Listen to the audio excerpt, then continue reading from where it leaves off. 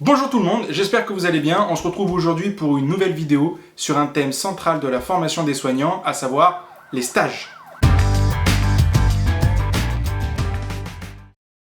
Au sommaire de cette vidéo, nous allons voir quels sont les principes et les buts d'un stage, quelles sont les erreurs à ne pas commettre en stage, quels sont les comportements à avoir pour que son stage se passe au mieux, et dernièrement, comment faire si son stage se passe mal pour rectifier et essayer que ça aille mieux. Tout d'abord, quels sont les principes d'un stage et pourquoi nous y allons ? Les stages sont très importants dans notre formation, c'est l'aspect pratique et concret de notre métier, c'est ce qui permet de faire le lien entre la théorie et la pratique. En effet, vous aurez beau connaître vos cours par cœur, le savoir-être ainsi que la gestuelle ne s'apprend pas dans les livres, il faut aller sur le terrain, devenir clinique, être proche des patients. Le principe d'un stage, c'est d'envoyer un étudiant dans un milieu professionnel, entouré par des professionnels, afin de soi-même en devenir un, et également de constater la distance entre la réalité et ce qu'on peut penser du terrain. Le but est d'observer puis d'acquérir un comportement ainsi qu'un savoir-faire professionnel avec une posture par l'observation des différents professionnels qui nous encadrent et qui nous entourent. Les stages vont vous permettre de découvrir l'univers hospitalier qui est si particulier avec ses nombreux codes et normes. Vous pourrez y observer les différentes professions, que ce soit médicale, paramédicale, administrative, la restauration, l'entretien,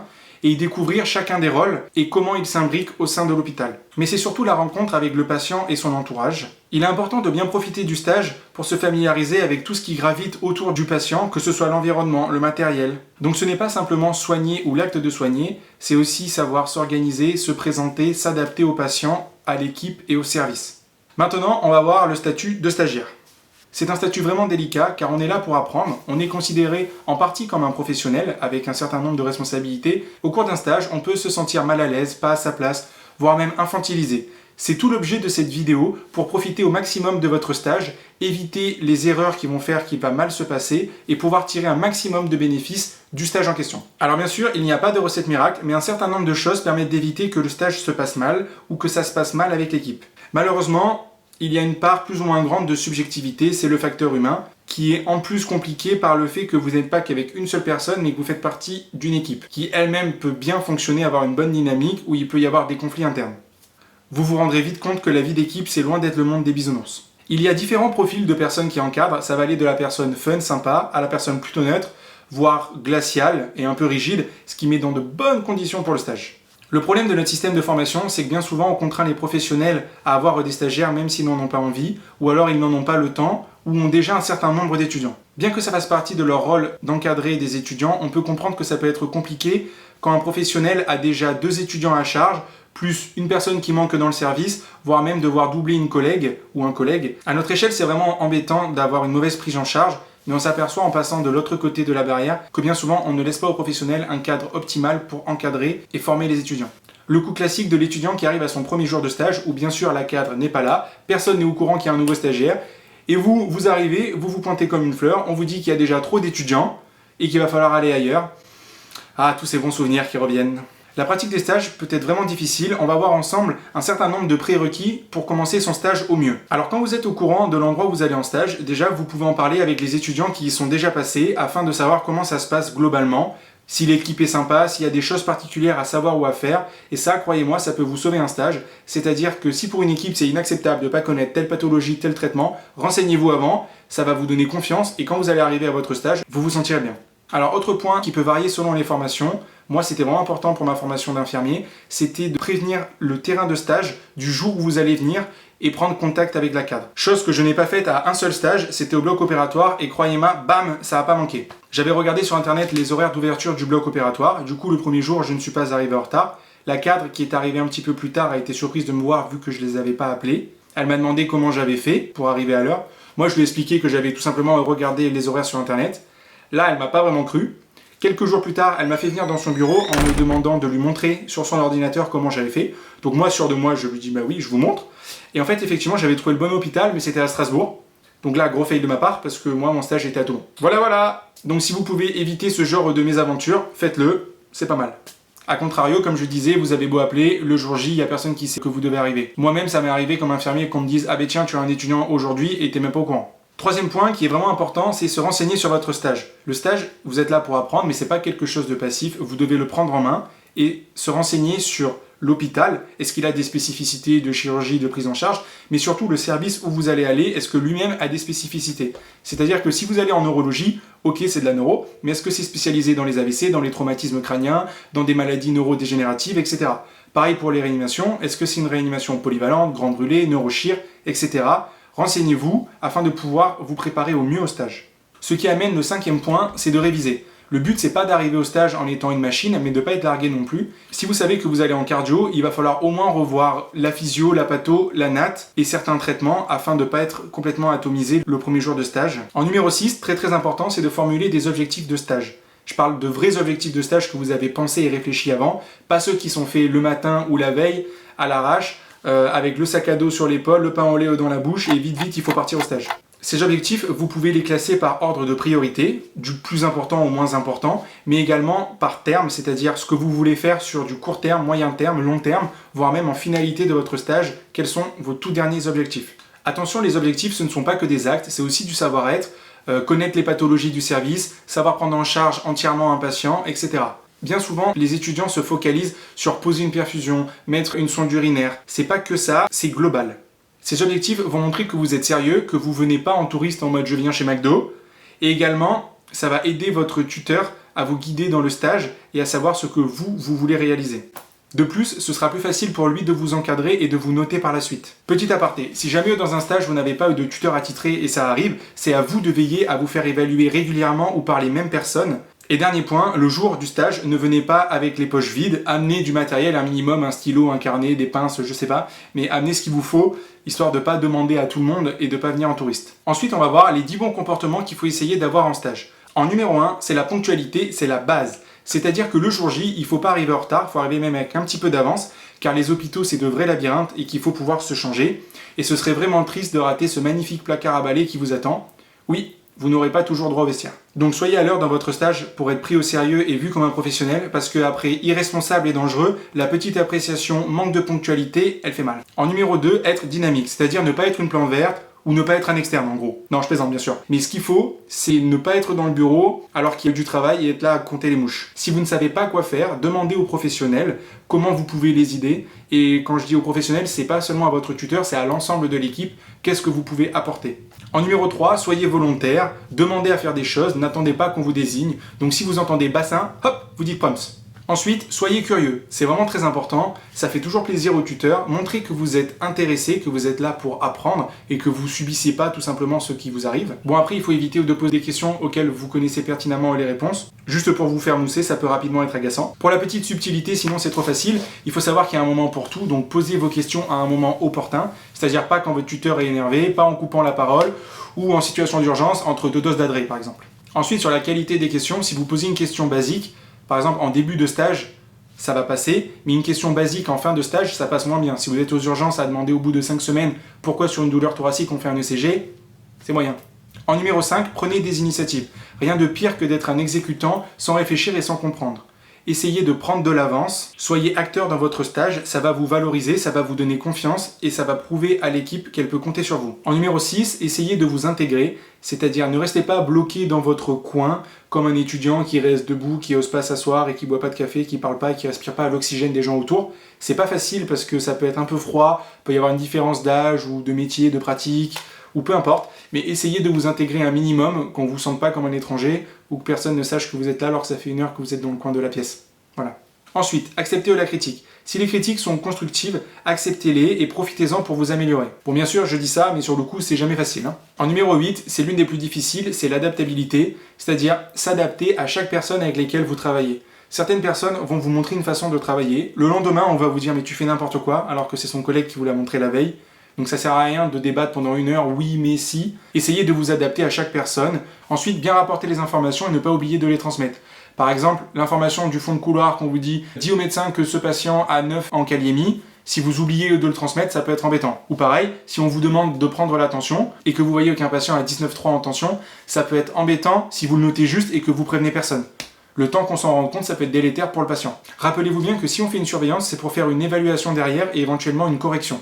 En numéro 10, vous pouvez jouer gros là-dessus, surtout au début de votre stage, dites bonjour, parce que ça peut vraiment vexer les gens. Et présentez-vous, même si vous devez vous présenter 50 fois, bonjour, je suis étudiant en telle année, nanana. C'est vraiment important, et ça, au moins, on ne vous le reprochera pas. Et enfin, la technique secrète qui peut vous faire réussir votre stage, c'est-à-dire apporter des gâteaux le dernier jour. Donc oui, engraisser vos tuteurs de stage, ça peut marcher. Maintenant, on va voir ce qu'il faudrait éviter de faire pour que votre stage se passe au mieux. En numéro 1, c'est vis-à-vis de l'attitude de l'étudiant, c'est-à-dire éviter de toujours dire « je sais » quand on vous dit quelque chose ou « oui mais ».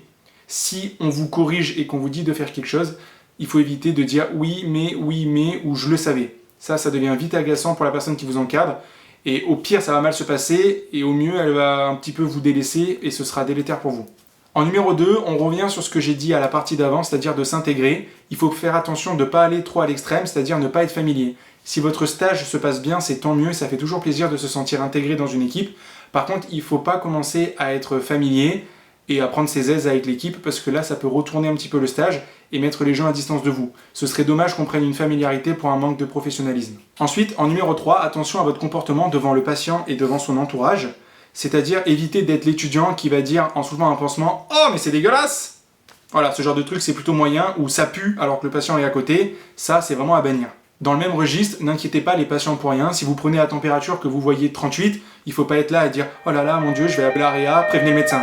Vous allez inquiéter le patient pour rien. Si vous voyez une anomalie qui n'est pas une urgence, vous en parlez au patient, vous dites qu'il y a quelque chose d'anormal, mais ça sert à rien de l'inquiéter. Surtout que lui, derrière, il peut interpréter des choses et vraiment s'inquiéter et s'angoisser pour rien. Alors là, c'est un point ultime. Surtout, ne vous mêlez pas des histoires de service. Comme je vous ai dit, ça fonctionne pas toujours très bien dans les services. Il se passe plein de choses. Ça se rapproche très régulièrement de la télé-réalité, avec un tel et un tel ont couché ensemble, ou lui et elle, ils se fréquentent, alors que l'autre, c'est la nouvelle. Franchement, ça se fait pas. Ou alors, cette dernière, elle a eu 2 années de suite les congés de Noël. Donc tout ça, si on vous en parle, vous pouvez écouter, bien évidemment. Mais ne vous en mêlez pas à critiquer et à donner votre avis, parce que ça vous retombera dessus. Vous êtes là comme étudiant, tout ça, ça ne vous concerne pas. Dans le même ordre d'idée, ne critiquez pas un membre de l'équipe à un autre membre de l'équipe. C'est des choses qui arrivent. Souvent, vous arrivez en stage et on vous parle « Tiens, telle personne, elle travaille mal, tu en penses quoi ?» Alors, commencez pas à jeter de l'huile sur le feu, parce que si ça vient à se savoir, c'est vous qui allez être vraiment dans la galère. Autre point qui est vraiment difficile, c'est dire oui à tout le monde. Quand on est étudiant et qu'on est volontaire, on essaye de faire plaisir à tout le monde, de se donner à fond. On a tendance à dire oui, oui je peux faire, oui je peux faire. Mais le problème de faire ça, c'est que vous allez arriver à un moment où vous allez avoir plein de choses qui vont se chevaucher. Et comme vous avez dit oui à tout le monde, les gens vont s'attendre à ce que ce soit fait. Et finalement, vous n'allez pas tout faire et on va vous le reprocher. Donc si vous commencez à avoir des choses qui s'accumulent, il faut savoir dire non. C'est pas un mal, c'est pas du fainéantisme, c'est simplement que vous avez trop de choses. Donc expliquez, non je peux pas, je suis désolé, on m'a déjà demandé de faire ça. Mais je peux le faire après. Tout est dans la façon de le dire. Après, restez bloqué devant un téléphone qui sonne. Alors ça, c'est une loi physique concrète, c'est-à-dire que si vous arrivez dans un stage où vous connaissez pas les gens, que vous êtes dans une pièce remplie de monde, quand elle va se vider, vous allez vous retrouver seul à seul avec le téléphone qui sonne. Donc bien souvent, on se retrouve avec des étudiants pétrifiés qui ne savent pas s'ils doivent répondre. Donc pour éviter ça, vous pouvez demander si ça se fait dans le stage qu'un étudiant réponde au téléphone. Et si on vous dit oui, c'est parfait, vous allez vivre votre meilleure vie de secrétaire. De même, pour répondre aux sonnettes, bon là par contre c'est sûr, il faut y aller, c'est un critère qualité de l'ARS. Si une sonnette sonne, c'est pour l'étudiant, c'est la base. Donc quand vous êtes en stage et que vous entendez une sonnette, allez-y, pas d'esquive. L'excuse d'aller aux toilettes, on la connaît tous. Un point très important, c'est si vous avez commis une erreur, surtout dites-le et admettez-le. Ça peut rapidement avoir des conséquences graves si c'est une erreur de traitement ou une erreur de surveillance. Si vous vous trompez, que vous faites quelque chose de mal, dites-le rapidement pour éviter que ça fasse un effet boule de neige et que ça ait une incidence auprès du patient ou de sa prise en charge. Alors quand même, 2 exceptions, c'est si vous faites le café pour tout le service et qu'il est dégueulasse, bon là clairement vous dites pas que c'est vous, et si jamais vous marchez sur le sol mouillé de l'ASH, là vous jouez votre vie, donc surtout, ce n'est pas vous. Ensuite, autre point important à éviter pour que le stage se passe au mieux, c'est faire semblant de toujours savoir ou de ne pas avoir besoin de conseils. Par exemple, si on vous dit tu es sûr que tu sais faire ça et qu'on vous demande de poser un drain thoracique, ça sert à rien de partir aux toilettes et de taper sur YouTube tuto pose de drain thoracique. Ensuite, faire une action sans être sûr.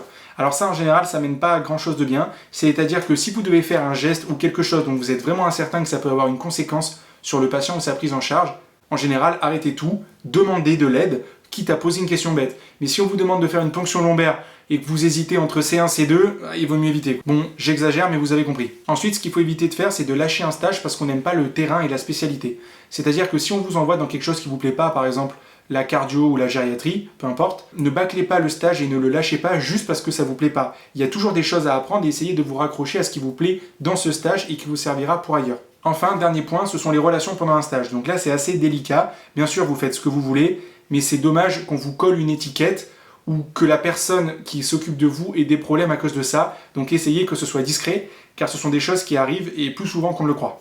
Ensuite, on va voir une petite partie où je vais vous donner les conseils qui m'ont bien servi en stage. Alors, en numéro 1, essayez de repérer et d'analyser une journée type, c'est-à-dire savoir comment elle se déroule pour gagner en autonomie et en confiance en vous. Par exemple, savoir qu'à 9 h, c'est la visite médicale, ensuite il y a un staff, ensuite c'est les entrées. Ça va vous permettre de prendre de l'avance et de savoir comment vous organiser. L'équipe verra que vous êtes autonome.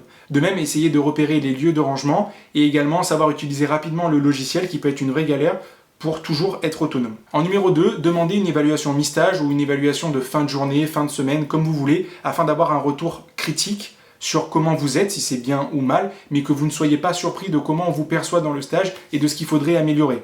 Le but, c'est d'être évalué une ou plusieurs fois avant l'évaluation finale pour essayer de vous rectifier au cours de votre stage. En numéro 3, profitez de votre stage pour être clinique. La médecine, au sens large, c'est avant tout un patient et c'est des choses cliniques. Donc ne restez pas 10 mètres en arrière d'une scène quand il se passe quelque chose.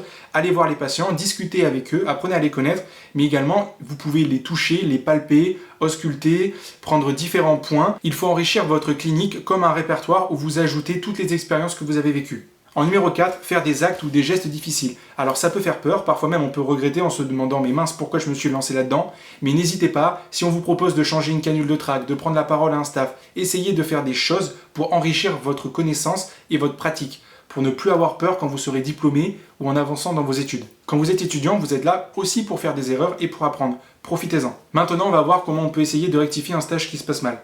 Donc je sais que c'est vraiment pas facile d'aller en stage avec la boule au ventre, la gorge sèche, mais il ne faut pas rester dans son coin et être prostré. Si un stage se passe mal, il y a un certain nombre de choses que vous pouvez essayer de faire. Et la numéro 1, c'est de remettre les choses à plat avec l'équipe soignante. C'est-à-dire, par exemple, aller les voir, leur expliquer que vous trouvez que le stage se passe mal, qu'il y a quelque chose qui ne va pas, et qu'est-ce qu'on vous reproche, qu'est-ce que vous faites ou ne faites pas, pour essayer que votre stage se passe au mieux. Ça va montrer que vous n'êtes pas là pour subir, et que vous n'êtes pas résigné, mais qu'au contraire, vous êtes prêt à vous remettre en question, à vous améliorer. Ce n'est pas une démarche facile, mais allez voir l'équipe, prenez les devants avant d'arriver à l'évaluation. Ensuite, une autre méthode, c'est de passer par la cadre du service, votre responsable ou les cadres formateurs à votre école, afin de faire une médiation avec l'équipe et d'essayer de voir même changer de stage. En tout cas, pour ceux à qui ça arrive, je vous souhaite plein de courage car je sais que c'est pas une situation facile à vivre. Voilà, c'est fini pour cette vidéo. J'espère que ça vous a plu et que ça vous aidera au mieux pour vos futurs stages. N'hésitez pas à partager votre expérience avec vos pires ou vos meilleurs souvenirs en stage. Et je vous dis à bientôt pour une nouvelle vidéo. Check du coude!